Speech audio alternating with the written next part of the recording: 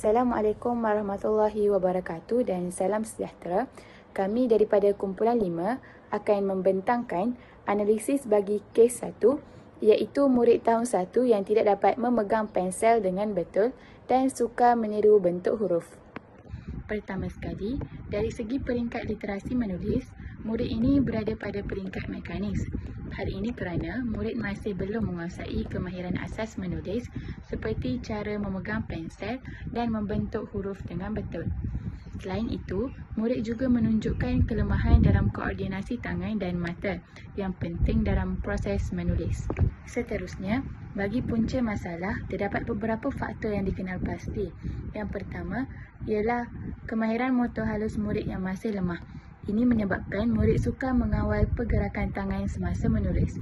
Kedua, murid mungkin kurang diberi pendedahan kepada aktiviti asas seperti mewarna, melukis, menconteng sejak awal.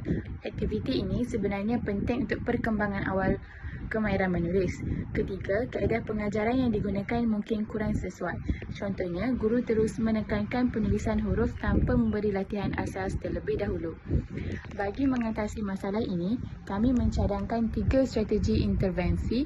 Pertama, guru boleh melaksanakan aktiviti yang dapat menguatkan motor halus seperti menggunting, mewarna dan bermain plastisin. Aktiviti ini dapat membantu meningkatkan kawalan jari murid.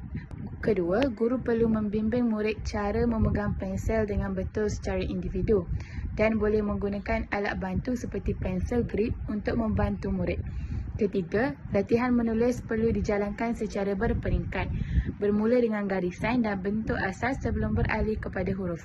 Ini dapat membantu murid membina keyakinan dan kemahiran secara beransur-ansur.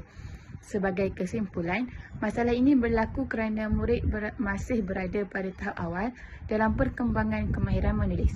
Oleh itu, pendekatan yang sesuai dan berperingkat amat penting bagi membantu murid menguasai kemahiran ini dengan lebih baik.